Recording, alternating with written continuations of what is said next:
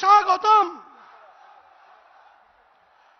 আপনারা অধীর আগ্রহ সহকারে দীর্ঘ 3 ঘন্টা ধরে আমাদের লোকপ্রিয় নেতা যশস্বী প্রধানমন্ত্রী মাননীয় নরেন্দ্র ভাই মোদীজির বক্তব্য শুনবার জন্য আপনারা অধীর আগ্রহ অপেক্ষা করেছেন। মাননীয় মোদীজি উপস্থিত হয়েছেন। এবারে উত্তরীয় পড়িয়ে মাননীয় মোদীজিকে সম্মানিত করবেন মাননীয় নিশীথ প্রামাণিক, আলিপুরদুয়ারের সাংসদ, মাননীয় জন বার্লা, আলিপুরদুয়ারের সাংসদ, কোচবিহারের সাংসদ নিশীথ প্রামাণিক, মাননীয় অনন্ত মহারাজ তিনিও গামছা পরিয়ে সম্মানিত করছেন। এবারে মাননীয় মোদীজির ছবি দিয়ে তাকে সম্মানিত করছেন আমাদের অভিজিৎ বর্মন, আহ্বায়ক এবং জেলার সভানেত্রী মালতী রাভা রায়। এবারে মাননীয় মোদীজির ছবি দিয়ে সম্মানিত করছেন আমাদের এই জেলার সাধারণ সম্পাদক এবং আমাদের নমচিত্র কমিউনিটির কেন্দ্রীয় সভাপতি হরষিত বিশ্বাস, মাননীয় আমাদের সংগঠন মন্ত্রী সহকারী কিশোর বর্মন। এবারে মাননীয় পঞ্চানন বর্মার প্রতিকৃতি দিয়ে মাননীয় মোদীজিকে সম্মানিত করছেন কোচবিহারের সাধারণ সম্পাদক। এবারে আপনারা জানেন আজকে 6 এপ্রিল ভারতীয় জনতা পার্টির কাছে ঐতিহাসিক দিন। 1980 সালের 6 এপ্রিল ভারতীয় জনতা পার্টির প্রতিষ্ঠা দিবস। এই শুভ লগ্নে, এই পবিত্র দিনে আমাদের যশস্বী প্রধানমন্ত্রী মাননীয় নরেন্দ্র ভাই মোদীজি কুচবিহার রাসমেলার ঐতিহাসিক ময়দানে উপস্থিত হয়েছেন। আমি মাননীয় প্রধানমন্ত্রী যশস্বী প্রধানমন্ত্রীকে অনুরোধ করব মঞ্চের বাদিকে আমাদের পার্টির প্রতিষ্ঠাতা শ্যামাপ্রসাদ মুখার্জির প্রতিকৃতিতে মাল্যদান এবং পুষ্পার্ঘ নিবেদনের মধ্য দিয়ে আমাদের পার্টির প্রতিষ্ঠা দিবসকে সম্মানিত করবেন। আমাদের পার্টির প্রতিষ্ঠা দিবসকে সম্মানিত করবেন মাননীয় প্রধানমন্ত্রী আদরণীয় নরেন্দ্র ভাই মোদীজি। বন্দে মাতরম, বন্দে মাতরম, বন্দে মাতরম। भारत माता की। श्यामा प्रसाद मुखर्जी अमर रहे, श्यामा प्रसाद मुखर्जी अमर रहे, श्यामा प्रसाद मुखर्जी अमर रहे। वंदे मातरम। भारतीय जनता पार्टी प्रतिष्ठा दिवस 6 एप्रिल जिंदाबाद। भारतीय जनता पार्टी प्रतिष्ठा दिवस 6 एप्रिल जिंदाबाद।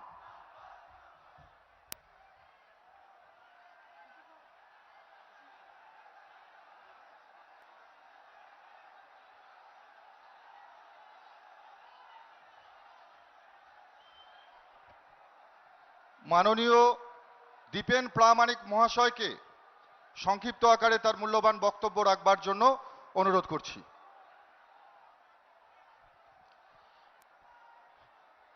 আজকের ঐতিহাসিক কোচবিহার রাসমেলা ময়দানে যার বক্তব্য শুনবার জন্য আমরা অধীর আগ্রহে ঘন্টার পর ঘন্টা প্রখর রৌদ্রকে অতিক্রম করে আমরা অপেক্ষা করেছি।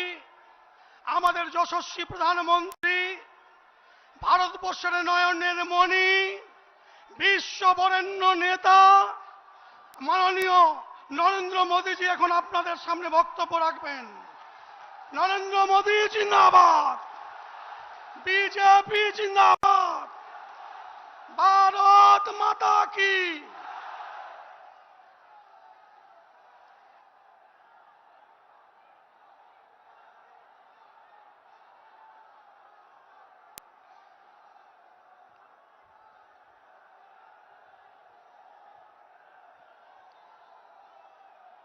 भारत माता की, भारत माता की। मेरी एक प्रार्थना है, आप सुनोगे? मेरी एक रिक्वेस्ट है, सुनोगे? देखिए, आप लोगों का प्यार इतना है, आप लोगों के आशीर्वाद इतने हैं कि इतना बड़ा ये मैदान भी छोटा पड़ गया। अब ये मैदान छोटा पड़ गया, आप जहां है वहीं खड़े रहिए, आगे आने की कोशिश मत कीजिए। तो मेरी बात मानेंगे आप लोग? पक्का मानेंगे? भारत माता की, भारत माता की। नमस्कार। सकल कुछ बिहार वासीदेर अमार सादर प्रणाम। दंडबल सोगा के आज से ठीक 2 वर्ष पूर्व भी आज 6 अप्रैल के दिन मैं कुछ बिहार में ही था और इसी मैदान में था,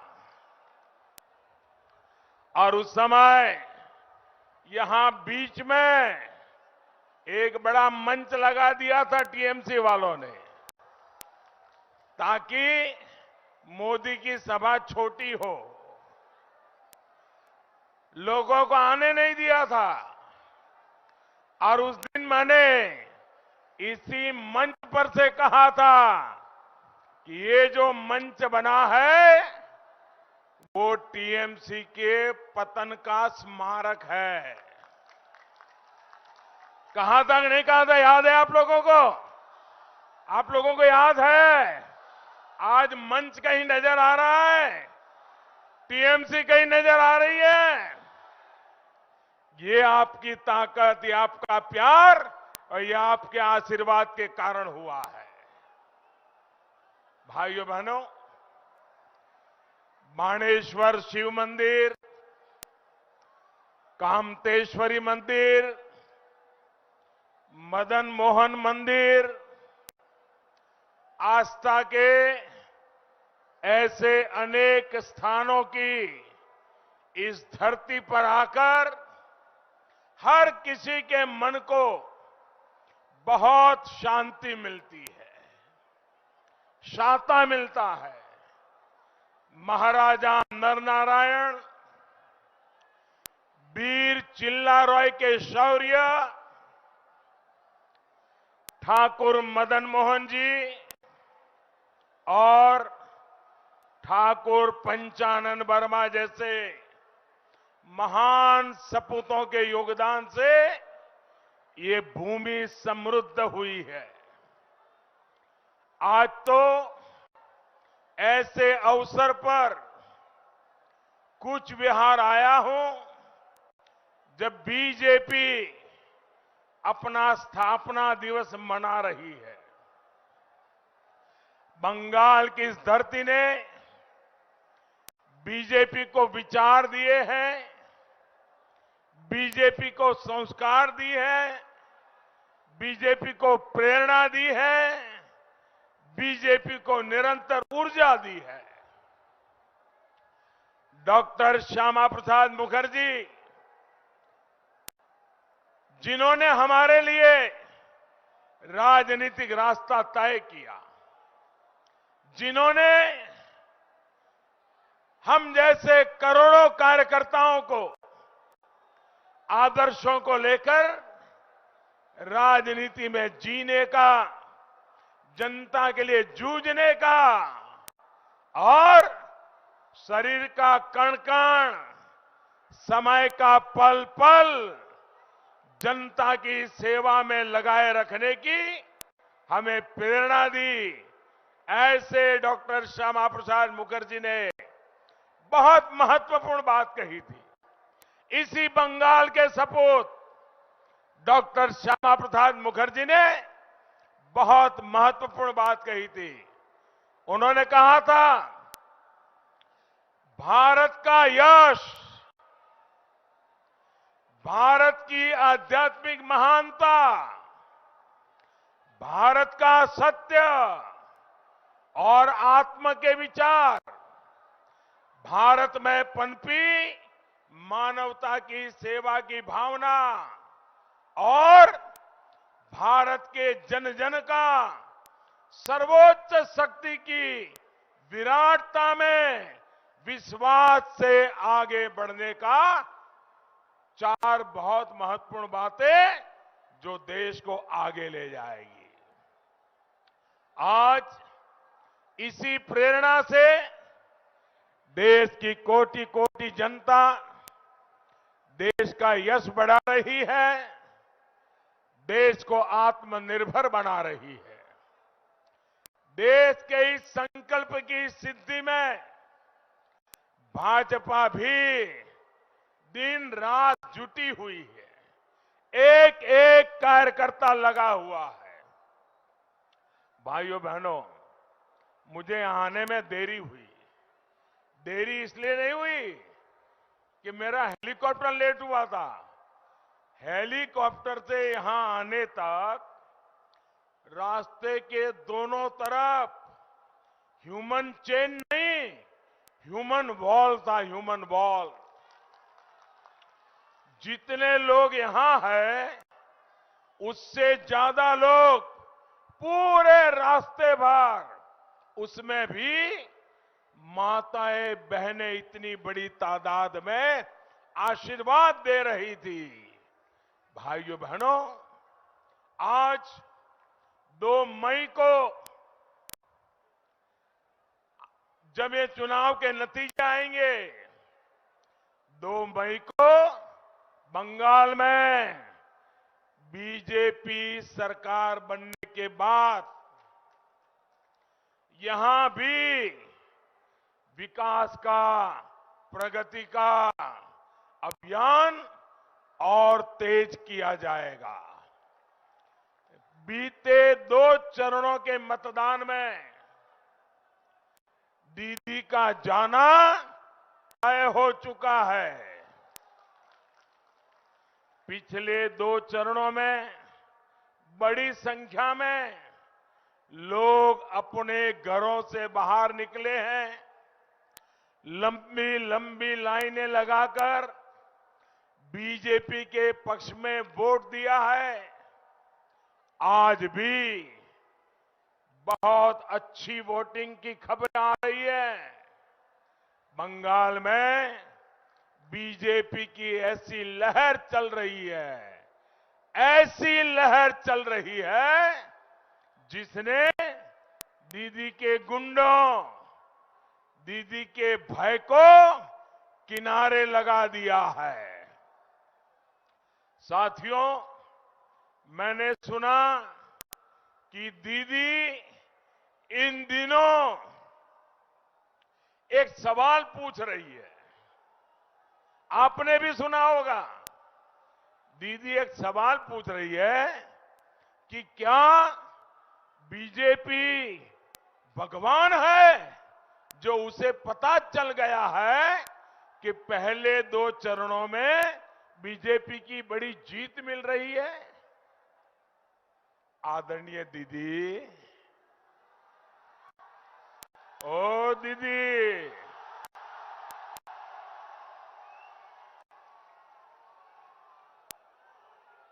अरे दीदी, हम तो मामूली इंसान हैं और ईश्वर की आज्ञा से, ईश्वर के आशीर्वाद से देश सेवा में लगे हैं। दोस्तों, आपका प्यार मेरे सर आंखों पर,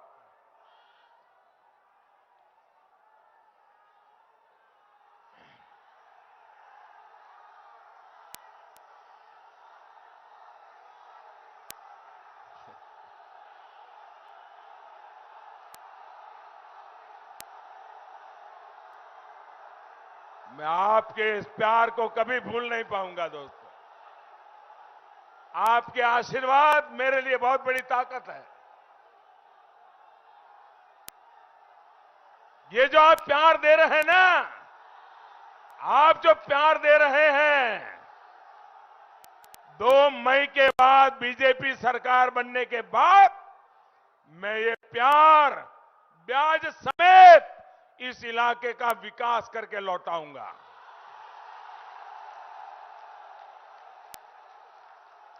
ये आपका प्यार कभी बेकार नहीं जाने दूंगा।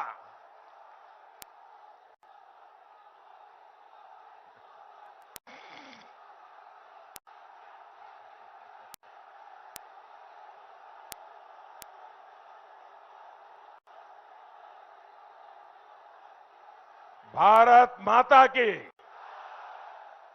देखिए, दीदी पूछ रही है हम भगवान हैं क्या, हमें विजय का कैसे पता चल गया। लेकिन दीदी, ओ दीदी,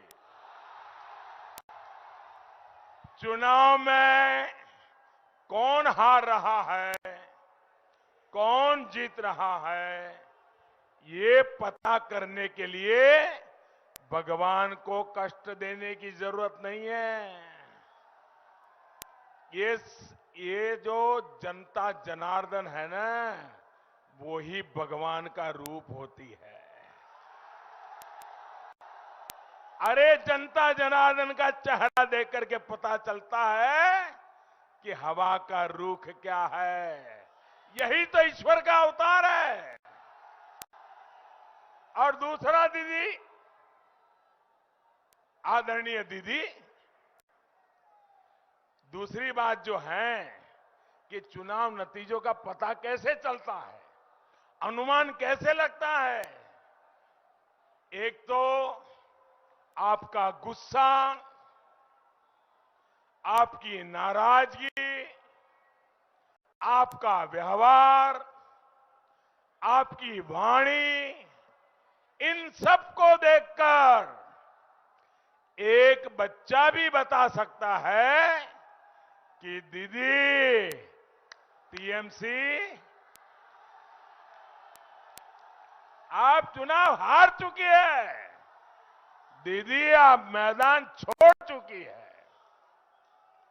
रोज आप सुनिए, रोज आपको कहना पड़ रहा है कि आप नंदीग्राम जीत रही है, नंदीग्राम जीत रही है। आदरणीय दीदी, ओ दीदी, दीदी जिस दिन आपने चुनाव के दिन पोलिंग चल रहा था, नंदीग्राम में पोलिंग बूथ में जो खेला किया, जो बातें कही, उसी दिन पूरे देश ने मान लिया था कि आप हार गई है। इसके लिए भगवान को पूछने की जरूरत नहीं है दीदी। जब आपकी पार्टी ये घोषणा कर देती है कि दीदी अब बनारस से लोकसभा चुनाव लड़ेगी, तो कोई भी समझदार व्यक्ति बड़ी आसानी से समझ सकता है कि टीएमसी का सुपड़ा साफ होने जा रहा है। बंगाल में अब टीएमसी नहीं बच सकती है। दीदी को राजनीति करनी होगी तो बंगाल के बाहर जाना पड़ेगा। ये आपकी पार्टी बोल रही है। क्या ये सुनने के बाद भगवान को तकलीफ देने की जरूरत है क्या? भगवान को पूछने की जरूरत है क्या? आपको भी समझ आता है कि नहीं आता है? आपको भी पता चलता है कि नहीं चलता है दीदी हार रही है? आप बताइए, आपको लगता है कि नहीं लगता है? आदरणीय दीदी, ओ दीदी, अभी हाल में ही आपने कहा, देखिए एक महत्वपूर्ण बात है, अभी हाल ही में आपने कहा कि सभी मुसलमान एक हो जाओ, वोट बंटने मत दो। दीदी, आप ये कह रही है, इसका मतलब है कि आपको यकीन हो गया है कि मुस्लिम वोट बैंक की आपकी जो ताकत आप मानती थी, वो मुस्लिम वोट बैंक भी आपके हाथ से निकल गया है। मुस्लिम भी आपसे दूर हो गए हैं। आपको पब्लिकली ऐसा कहना पड़ रहा है, इसी से पता चलता है कि आप इलेक्शन हार गई है। आदरणीय दीदी, ओ दीदी, आप वैसे तो चुनाव आयोग को गालियां देती रहती हैं, सुबह शाम एक ही बात करती रहती है, लेकिन जो बात आप बोल रही है, अगर हमने कहा होता कि सारे हिंदू एकजुट हो जाओ, बीजेपी को वोट दो, तो दीदी ये इलेक्शन कमीशन हमें 8-10 नोटिस भेज देता। प्रधानमंत्री को भी नोटिस आती, अध्यक्ष को भी आती, उम्मीदवार को भी आती। अरे इतना ही नहीं, सारे अखबार देश के पहले पेज पर भरे पड़े होते और दुनिया भर के एडिटोरियल लिख करके हमारे बाल नोच लिए होते। दीदी, मुझे पता नहीं है कि आपको चुनाव आयोग ने नोटिस भेजा है या नहीं, लेकिन आपकी ये बात साफ बताती है कि आप जिनके भरोसे चुनाव के मैदान में थी, वे भी अब आपसे चले गए हैं और आप पब्लिकली उनको कह रही हो, मुसलमानों एक हो जाओ, मुसलमानों एक हो जाओ, मुसलमानों एक हो जाओ, मुझे बचाओ, मुझे बचाओ, मुझे बचाओ। ये दीदी बोल रही है। दीदी, इसका मतलब ये होता है कि आप चुनाव हार रही हो। दीदी, जिस चुनाव आयोग ने 2 बार चुनाव करा करके आपको मुख्यमंत्री बनाया, आज आपको उस चुनाव आयोग से ही दिक्कत होने लग गई। ये दिखाता है कि आप चुनाव हार चुकी है। जिस ईवीएम ने वाम के शासन को उखाड़ फेंकने में आपकी मदद की,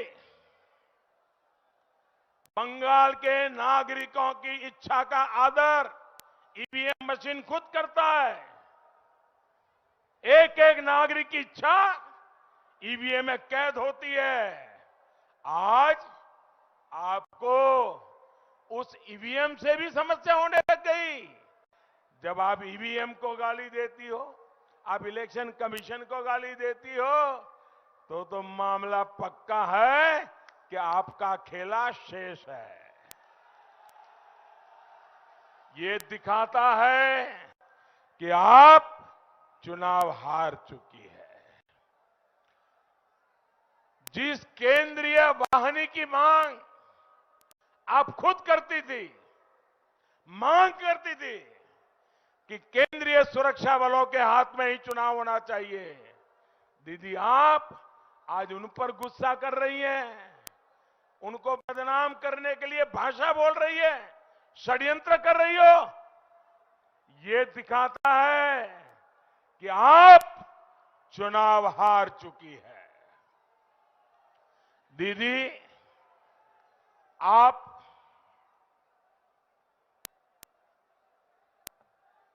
एक राज्य की सीएम है।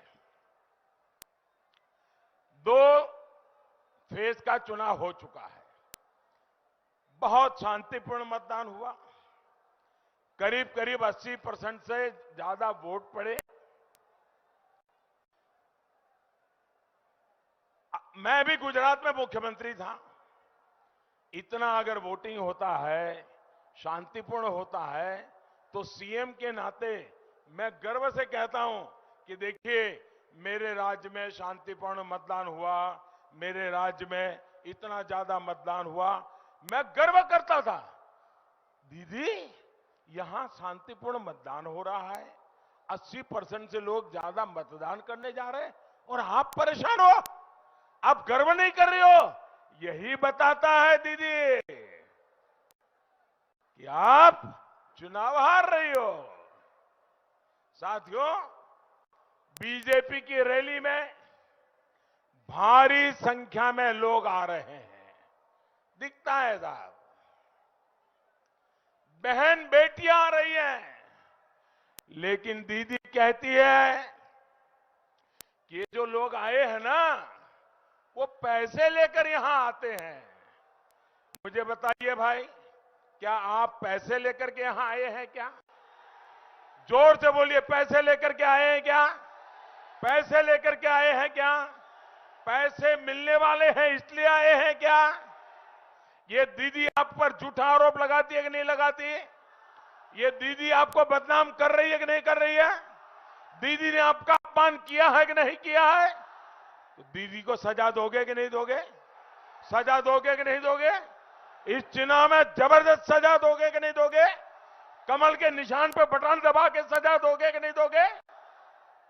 भाइयों बहनों, बंगाल की ईमानदार जनता पर दीदी का यह संगीन आरोप इस बात की गवाही है कि आप चुनाव हार चुकी है।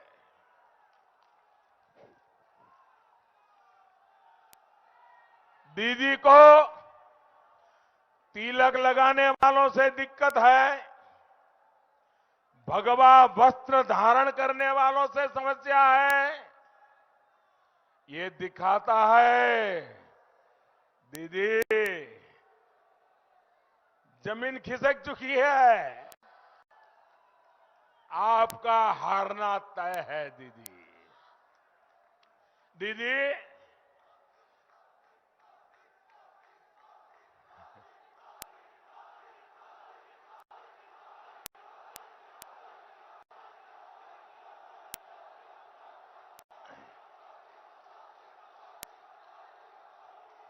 दीदी लोग कहते हैं कि आप फुटबॉल बहुत खेलती है।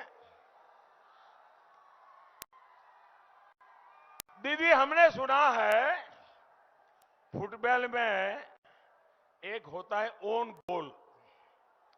आप चुनाव के मैदान में सेल्फ गोल कर चुकी है। आपने खुद ही अपनी सच्चाई स्वीकार कर ली है। भाइयों बहनों, टीचरों की भर्ती हो या फिर लोगों के काम, आपने सिर्फ तुष्टीकरण किया।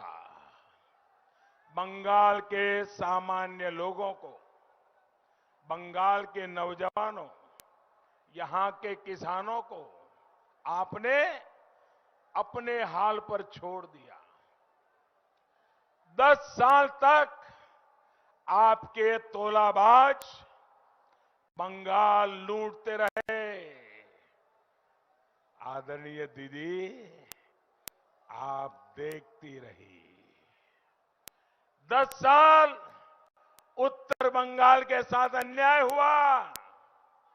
आदरणीय दीदी, आप देखती रही। 10 साल यहां जब रक्त बहा, मां बहनों के आंसू बहे।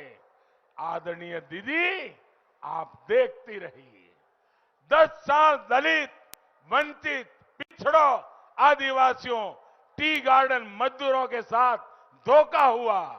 दीदी, आप देखती रही, आंखें बंद करके बैठी रही।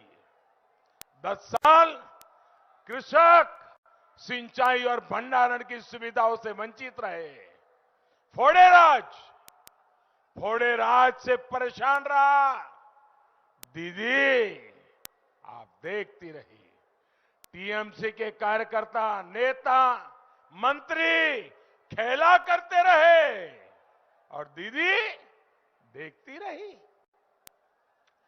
10 साल तस्करी और घुसपैठ होती रही, दीदी देखती रही। देखिए, कोई मेरे साथ जो डॉक्टर हैं, जरा देखिए, वो माता जी जरा पानी वगैरह दीजिए, उनकी चिंता कीजिए।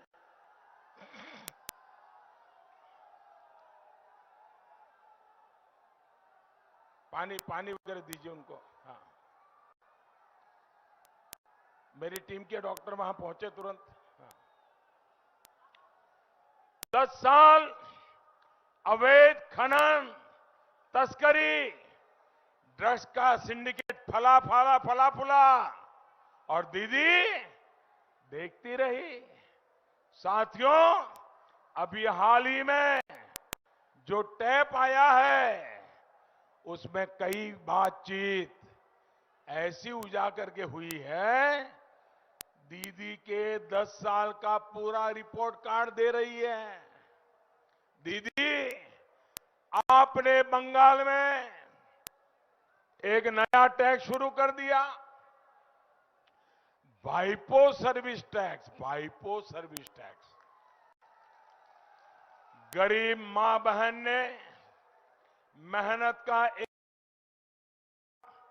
वो वाइपो सर्विस टैक्स में चला गया।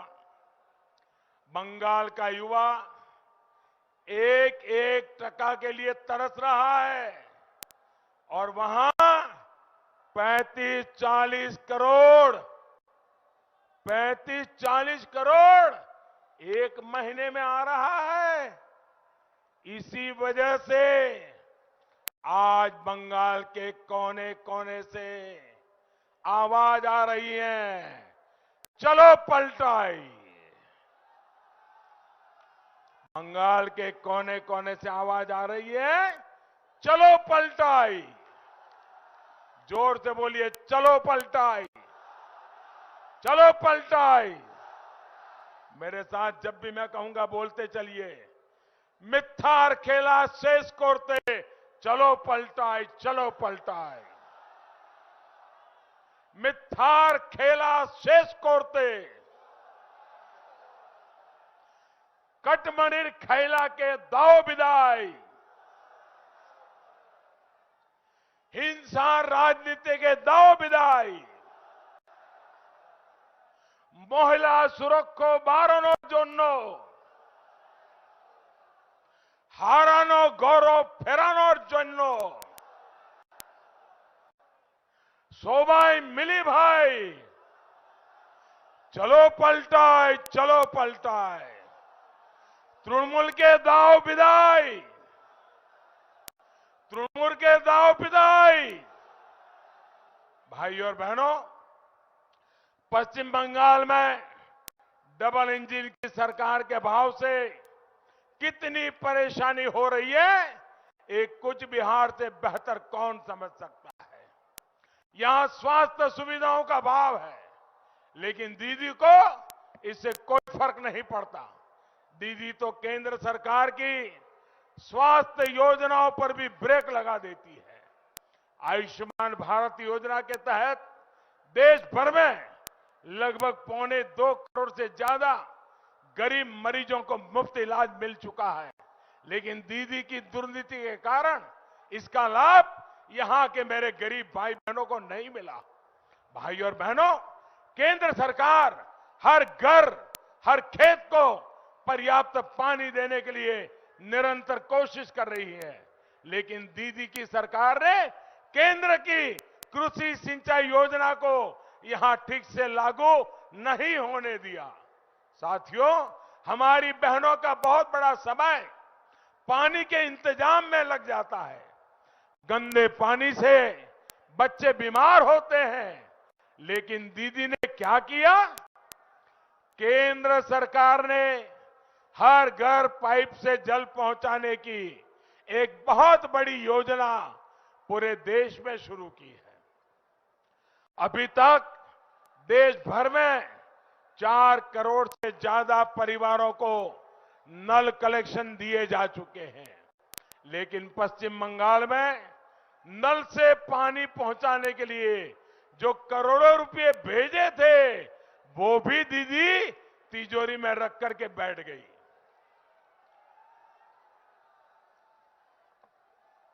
साथियों, मैं आपको आश्वस्त करता हूं कि बंगाल में बीजेपी सरकार बनते ही पानी की समस्या को दूर करने के लिए, हर घर पाइप से जल पहुंचाने के लिए डबल ताकत से काम किया जाएगा। यहां के कृषक परिवारों के लिए, विशेष रूप से छोटे कृषकों को तो डबल इंजन की सरकार से बहुत लाभ होने वाला है। देश भर में भंडारण से जुड़ा, कोल्ड स्टोरेज से जुड़ा आधुनिक इंफ्रास्ट्रक्चर खड़ा करने के लिए 1 लाख करोड़ रुपए का विशेष फंड केंद्र सरकार ने बनाया है। नए कृषि कानूनों से भी भंडारण, कोल्ड स्टोरेज और कृषि आधारित शिल्प के लिए बहुत प्रोत्साहन मिलने वाला है। आलू सहित हर प्रकार के फल सब्जी से जुड़े कृषकों को जब कोल्ड स्टोरेज मिलेगा, प्रोसेसिंग उद्योग निकट ही मिलेंगे, तो इससे बहुत बड़ा लाभ मेरे कृषक भाइयों को होगा।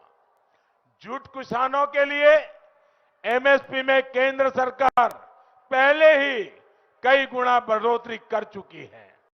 यहां जूट की अलग अलग पैकेजिंग से जुड़े उद्योग लगे, सेल्फ हेल्प ग्रुप से जुड़ी बहनों को इससे जोड़ा जा सके, इसको प्रोत्साहित किया जाएगा। इसके अलावा पश्चिम बंगाल के सभी कृषक परिवारों को पहली कैबिनेट बैठक में ही, और मैं आपसे कहूंगा हर किसान के घर पे मेरी ये बात पहुंचानी है। पहुंचाओगे?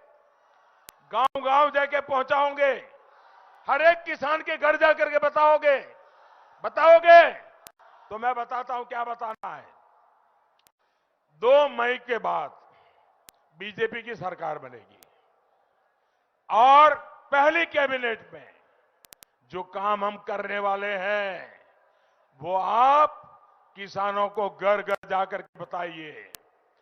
पीएम किसान सम्मान निधि का लाभ हर किसान को मिल जाएगा। बंगाल की बीजेपी की सरकार की कोशिश होगी कि हर किसान के खाते में, ये बात पहुंचाइए, हर किसान के खाते में जल्द से जल्द 18,000 रुपये, कितने जरा जोर से बोलिए, कितने? 18,000 रुपये। कितने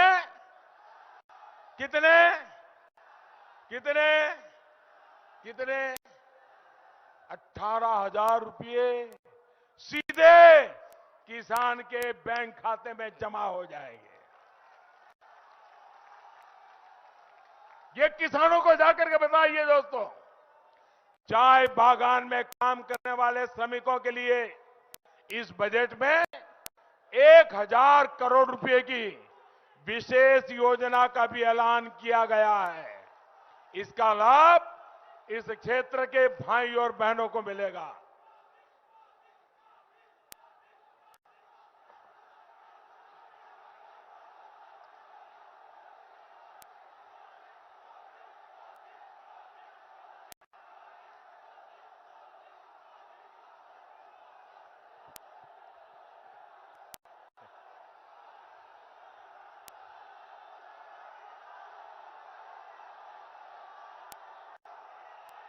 आप इतना प्यार कर रहे हो, इतना प्यार कर रहे हो, यहां से जाने का मन ही नहीं करेगा।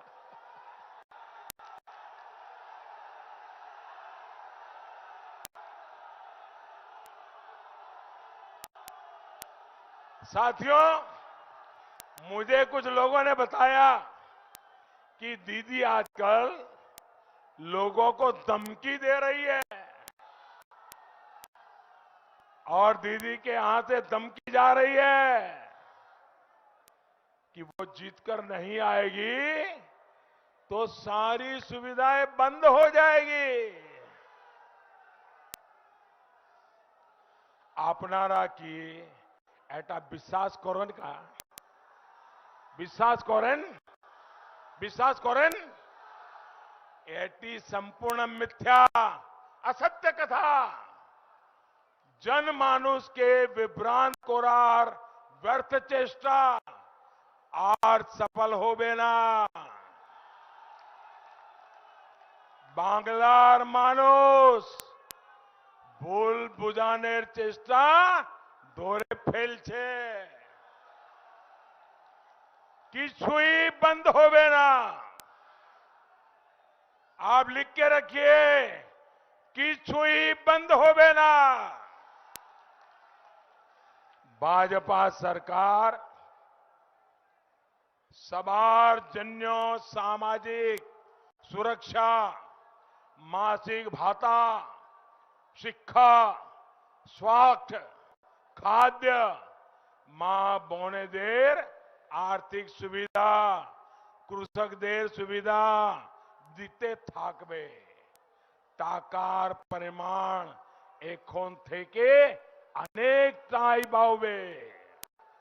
হ্যাঁ হ্যাঁ, থাকবে না कटमनी, तोलाबाजी, दुर्नीति, सिंडिकेट, राजनीतिक वंचना। भाइयों और बहनों, ये पूरा क्षेत्र प्राकृतिक रूप से, ऐतिहासिक रूप से बहुत समृद्ध है। यहां हमारी समृद्ध धरोहर है। भवैया गान जैसे अनेक पारंपरिक संगीत, नृत्य और साहित्य से ये क्षेत्र समृद्ध है। कुछ बिहार पहले सहित है, आकर्षण है। जो टूरिज्म, जो धरोहर, यहां की असली ताकत है, उसी की दीदी की सरकार ने उपेक्षा की है। ठाकुर पंचानन जी के घर को सहेजने के बजाय टीएमसी सरकार ने जर्जर होने के लिए छोड़ दिया। उनके म्यूजियम की क्या स्थिति है, वे आप भली भांति अच्छे से जानते हैं। जब दीदी की सरकार द्वारा हाईवे, रेलवे, एयरपोर्ट, ऐसे इंफ्रास्ट्रक्चर के प्रोजेक्ट्स को रोका जाएगा तो उनमें अड़ंगे लगाए जाएंगे, तो फिर टूरिज्म कैसे बढ़ेगा? दीदी की सरकार की बेरुखी का सीधा नुकसान यहां के युवाओं को हुआ है, नौजवानों को हुआ है। टूरिज्म के सेक्टर से बिजनेस मिल सकता था, चाकरी मिल सकती थी, वो पलायन के लिए मजबूर है। 2 मई के बाद डबल इंजन सरकार यहां हर प्रकार के इंफ्रास्ट्रक्चर के सामने की सारी रुकावटों को दूर कर देगी। साथियों, यहां स्थानीय गौरव को मजबूत करने के लिए बंगाल बीजेपी ने अनेक संकल्पों को पूरा करने का प्रण लिया है। आप लोगों की बरसों पुरानी मांगों पर बंगाल की बीजेपी सरकार तेजी से काम करेगी। जिस राष्ट्रीय शिक्षा नीति को दीदी की सरकार ने रोक रखा है, वो भी यहां लागू की जाएगी। इस नीति के बाद स्थानीय भाषा में पढ़ाई और आसान हो जाएगी। इसका बहुत बड़ा लाभ यहां के युवाओं को मिलेगा। नारायणी सेना बटालियन को लेकर जो भ्रम टीएमसी फैला रही है, वो भी 2 मई के बाद दूर हो जाएगा। अब सब कुछ ही दिनों की बात है, बस कुछ ही दिनों की बात है। अब तुष्टीकरण और भेदभाव नहीं, सबका साथ, सबका विकास, सबका विश्वास मिलेगा। आपको बस एक ही ध्यान रखनी है, लोकसभा चुनाव की तरह इस बार भी पौधे छाप, टीएमसी साफ। पौधे छाप, पौधे छाप, पौधे छाप। आप घर घर जाएंगे, घर घर जाएंगे, ज्यादा से ज्यादा मतदान करवाएंगे। पूरे राज्य में 1 नंबर का मतदान आपका होगा, पूरी ताकत से होगा। लोगों को घर से ले जाओगे, लोगों को समझाओगे, दीदी के गुंडे आ जाए तो भी जाओगे, पक्का जाओगे। बहुत बहुत धन्यवाद। मेरे साथ पूरी ताकत से बोलिए, भारत माता की, भारत माता की, भारत माता की। बहुत बहुत धन्यवाद दोस्तों।